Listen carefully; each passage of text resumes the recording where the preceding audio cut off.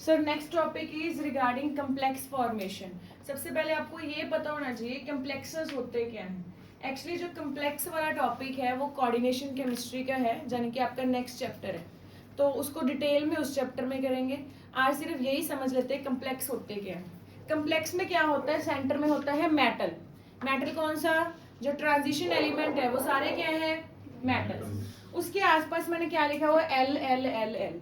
L मतलब होता है लीगेंड। क्या होता है, लीगेंड होते क्या है। लीगेंड मैंने लास्ट वाले लेक्चर में भी डिस्कस किया था। लीगेंड मींस कोई भी नेगेटिव चार्ज आयन जो आके बॉन्ड बना रहा है। लीगेंड क्या होता है, कोई भी नेगेटिवली चार्ज आयन, ठीक है, उसको बोलते हैं लीगेंड। अब लीगेंड करेगा क्या, लीगेंड मेटल के साथ बनाएगा कोऑर्डिनेट बॉन्ड। कौन सा बॉन्ड बनाएगा, क्लियर है। कोऑर्डिनेट बॉन्ड क्या होता है, कोऑर्डिनेट बॉन्ड का मतलब है कि दोनों इलेक्ट्रॉन लीगेंड के हैं बट शेयर किसके साथ कर रहा है, मेटल के साथ, ठीक है। So this is what you mean by coordinate bond. Coordinate bond का मतलब क्या है, दोनों इलेक्ट्रॉन किसके हैं, लीगेंड के, बट शेयर किसके साथ कर रहा है, मेटल के साथ। That is known as coordinate bond. यानी कि लीगेंड अपने दोनों इलेक्ट्रॉन लेके आता है एंड मेटल के जो खाली ऑर्बिटल है उसमें डोनेट कर देता है। तो यहाँ लीगेंड अपने 2 इलेक्ट्रॉन लेके आया एंड किसमें डोनेट कर दिया, मेटल का जो एम्प्टी ऑर्बिटल है, खाली ऑर्बिटल में डोनेट करता है। क्लियर। सो कम्प्लेक्स का मतलब पता चल गया। कम्प्लेक्स मतलब क्या होगा, सेंटर में, उसके आसपास क्या लगे होंगे, ligands. What are ligands, ligand के पास क्या होंगे, इलेक्ट्रॉन्स। वो इलेक्ट्रॉन किस में डोनेट करेंगे, मेटल के एम्प्टी ऑर्बिटल में। क्लियर, समझ आ गया। और कौन सा बॉन्ड बन जाएगा, कोऑर्डिनेट बॉन्ड। कौन सा बॉन्ड बन जाएगा, कोऑर्डिनेट बॉन्ड का मतलब है कि दोनों ही इलेक्ट्रॉन लीगेंड के हैं बट शेयर किसके साथ कर रहा है, मेटल के साथ। किसके साथ शेयर कर रहा है, इसको ऐसे सिंगल एरो से रिप्रेजेंट कर रहे हैं कोऑर्डिनेट बॉन्ड को, यानी कि दोनों इलेक्ट्रॉन लीगेंड के हैं बट इसने किसको दे दिए, मेटल को, ठीक है। शेयर कर रहा है उसके साथ, उसको दे नहीं दिए। अगर तो उसको दे ही देता फिर तो आयनिक बन जाता बॉन्ड, बट यहाँ पर शेयरिंग हो रही है इसलिए कौन सा बॉन्ड है, कोऑर्डिनेट बॉन्ड। समझ आ गया इतना। अब क्वेश्चन पेपर में डायरेक्ट आता है, why do transition metal form large number of complexes. Transition metal में ऐसी क्या खास बात है कि वो इतने कम्प्लेक्सेस बनाते हैं। एज इट इज आंसर आपको लर्न करना है। First point is they have small size. Size क्या है इनका, small. Second is they have high charge. Third point is availability of vacant D orbital. मैंने अभी क्या बताया, लीगेंड इलेक्ट्रॉन किस में देने हैं, मेटल के खाली एम्प्टी ऑर्बिटल में। अगर मेटल के पास एम्प्टी ऑर्बिटल है, खाली ऑर्बिटल है, तो लीगेंड इलेक्ट्रॉन दे देगा। अगर जगह ही नहीं है खाली ऑर्बिटल्स की तो इलेक्ट्रॉन कहाँ जाएंगे। तो आपको पता है कि इसके पास वेकेंट डी ऑर्बिटल्स हैं, डी ऑर्बिटल्स, यस और नो। जैसे 3d 4d 5d कितने ऑर्बिटल्स होते हैं, 5। तो अगर 3d 1 है तो बाकी बचे कितने खाली, 4।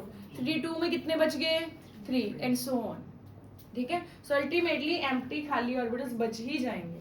क्लियर है जी। सो क्यों ट्रांजिशन मेटल कम्प्लेक्सेस बनाते हैं, what is the reason. First reason is they have small size. Second reason is, third is vacant d orbitals. Clear. So एक बार दोबारा रिपीट करेंगे, अब बिना देखे बोलिए, why do transition metal form complexes. First point is, second, third, clear. मैंने इसमें ये लाइन लिखी है, availability of vacant d orbitals in which ligands can donate electrons, जिसमें लीगेंड इलेक्ट्रॉन डोनेट कर सकते हैं। क्लियर। आप सिंपली 3 पॉइंट्स याद रख लो। सो कम्प्लेक्स फॉर्मेशन क्लियर है, ओके। सो नेक्स्ट टॉपिक आ गया हमारा मैग्नेटिक करेक्टर। अब ये तो हम मतलब लोअर क्लासेस से करते आ रहे हैं मैग्नेटिक करेक्टर के बारे में। 2 तरह का मेनली मैग्नेटिक करेक्टर पढ़ते हैं, पैरामैग्नेटिक एंड डायामैग्नेटिक। वैसे फेरो भी होता है, एंटी फेरो भी होता है, बट फिलहाल के लिए हमारे लिए क्या इंपॉर्टेंट है, para and dia. Paramagnetic substances कौन से होते हैं, those which are attracted by applied magnetic field. जैसे कि हमने बाहर से मैग्नेटिक फील्ड लगा दिया, मैग्नेटिक फील्ड की तरफ जो अट्रैक्ट हो उनको बोलते हैं पैरामैग्नेटिक। क्या बोलते हैं, and those which are repelled by magnetic field, जो मैग्नेटिक फील्ड से रिपेल हो उनको क्या बोलते हैं, डायामैग्नेटिक। क्या बोलते हैं, इतना क्लियर हुआ। जो अट्रैक्ट हो मैग्नेटिक फील्ड की तरफ वो क्या होते हैं, जो रिपेल हो, इतना क्लियर है। अब पैरामैग्नेटिक कौन से होंगे एंड डाया कौन से होंगे। अगर तो आपके ऑर्बिटल में सारे इलेक्ट्रॉन पेयर्ड है, पेयर्ड मतलब डायामैग्नेटिक, पेयर्ड मतलब अगर एक भी अनपेयर्ड आ गया तो पैरामैग्नेटिक। समझ आ गया? अगर सारे इलेक्ट्रॉन पेयर्ड है, फॉर एग्जांपल मैंने ये डी ऑर्बिटल बनाया है, मैंने एक सिंगल इलेक्ट्रॉन रख दिया, इज इट पैरा और डाया? पैरामैग्नेटिक। एक सिंगल इलेक्ट्रॉन आ गया मतलब अनपेयर्ड आ गया तो पैरा। अब देखना, अब क्या बन गया ये? डायामैग्नेटिक। ठीक है, अगर पेयरिंग होगी तो डायामैग्नेटिक, अगर सिंगल अनपेयर्ड इलेक्ट्रॉन है तो पैरामैग्नेटिक। क्लियर? सो यहाँ पर मैंने यही लिखा है कि paramagnetism is due to presence of unpaired electron. Unpaired होंगे तो ही पैरामैग्नेटिक होगा। क्लियर है? अब याद है हम +1 में करते थे मैग्नेटिक मूवमेंट के बारे में। मैग्नेटिक मूवमेंट का सिंबल क्या होता है? म्यू। मतलब मैग्नेटिज्म कितनी है, अगर पैरामैग्नेटिक है तो कितना पैरामैग्नेटिक है। इसके लिए फॉर्मूला क्या है म्यू का? n इंटू n+2 का अंडर रूट। क्या फॉर्मूला है? एंड इसकी यूनिट्स होते हैं BM इज बोहर मैग्नीटोन। क्या यूनिट्स है? इसकी मैंने आपको ट्रिक बताई थी। n है अनपेयर्ड इलेक्ट्रॉन्स कितने हैं। अगर तो अनपेयर्ड इलेक्ट्रॉन 1 है तो आंसर आएगा 1.7, 1.8 या 1.9, मतलब 1.789 में से ही आएगा। अगर 5 अनपेयर्ड है तो आंसर क्या आएगा? 5.8 या 5.9।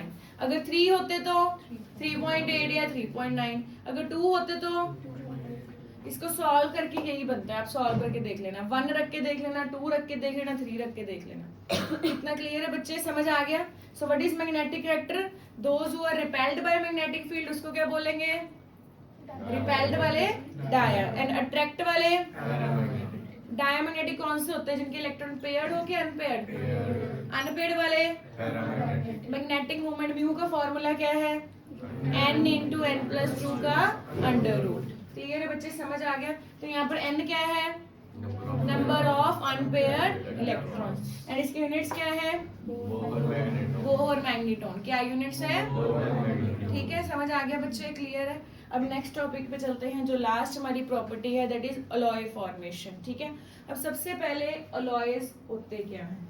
अलॉयज किस किस को मिलके बनते हैं? हम लोअर क्लासेस में पढ़ते हैं। What are alloys?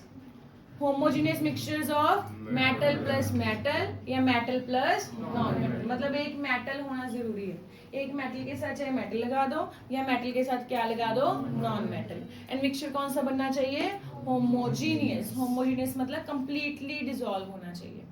ठीक है, समझ आ गया? जैसे जो स्टील है, जो स्टील के बर्तन आप यूज करते हो वो क्या है? एक अलॉय। क्या है?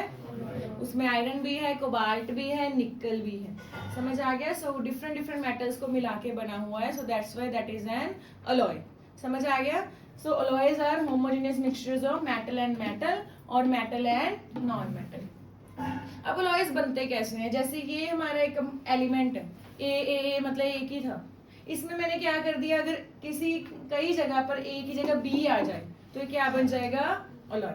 मतलब आयरन आयरन आयरन था, मैंने एक कोबाल्ट लगा दिया बीच में, अगर बीच में कोबाल्ट जाके कोई जगह ले लेता है वो क्या बन जाएगा? अलॉय। समझ आ गया? अलॉय कब बनेंगे, कब ये बी आके जगह ले पाएगा? जब ए और बी का साइज सेम होगा। अगर साइज ही सेम नहीं है तो बी आगे फिट कैसे होगा? यहाँ पर सबसे पहली कंडीशन क्या है अलॉयज के लिए? Their size should be almost same. समझ आ गया? सो अलॉयज मेनली वही बनाते हैं जिनके साइज का डिफरेंस 15% से ज्यादा नहीं होता।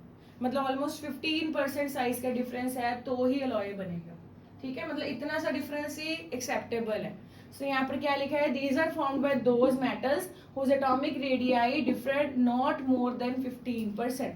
15% से ज्यादा अगर डिफरेंस हो गया तो अलॉय नहीं बनना, क्योंकि फिट ही नहीं हो पाएगा यहाँ पर। अगर एटम छोटा हो गया तो यहीं रह जाएगा, लैटिस खराब। अगर बड़ा हो गया तो फिट ही नहीं होना। ठीक है, सो इसी वजह से वो एक एटम दूसरे की जगह ले लेता है। सो जगह तो ही ले पाएगा अगर उनका साइज ऑलमोस्ट सेम है, 15% से ज्यादा डिफरेंस नहीं है। क्लियर? अब पेपर में डायरेक्ट क्वेश्चन आता है, why do transition metal form alloys? क्या आंसर आएगा? Because they have almost same size. Size same की वजह से एक एटम दूसरे एटम की जगह ले पाता है। क्लियर? अब इसकी एग्जांपल क्या होगी इस अलॉयज की? ब्रास। सुना है आपने ब्रास? ब्रास क्या है? Copper plus zinc. क्या है? Copper plus. Bronze is copper plus tin. Copper plus tin होता है एस। इसको मैंने ना उल्टा करके याद रखा है। ब्रास में एस आती है बट यहाँ पर जेड आएगा, ब्रॉन्ज में जेड आती है पर यहाँ पर क्या आएगा? S N. अदरवाइज ये कंफ्यूजिंग हो जाता है। समझ आ गया? इसके साथ ही आपकी प्रॉपर्टीज खत्म हो जाती है। सो एक बार बिना देखे आंसर देना। Why do transition elements form large number of complexes? What are the 3 reasons? small size, high charge, availability of vacant d orbitals. Clear? Okay, next is what is paramagnetic reactor if they have dash electrons?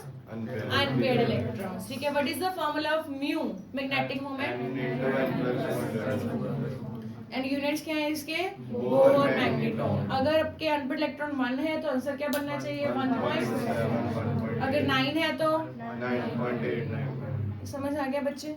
Next is why do transition element form large number of alloys? Small size, because they have almost same size.